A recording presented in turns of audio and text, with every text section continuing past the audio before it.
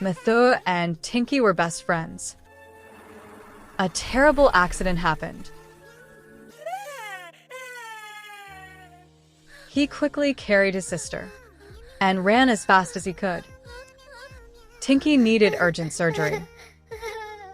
The doctor handed him the bill. It was a huge amount of money. So he started working hard, taking every job he could find. He worked day and night until he finally saved enough. He ran to the hospital with the money. The cost of Tinky's life was paid. Mathieu saw his sister.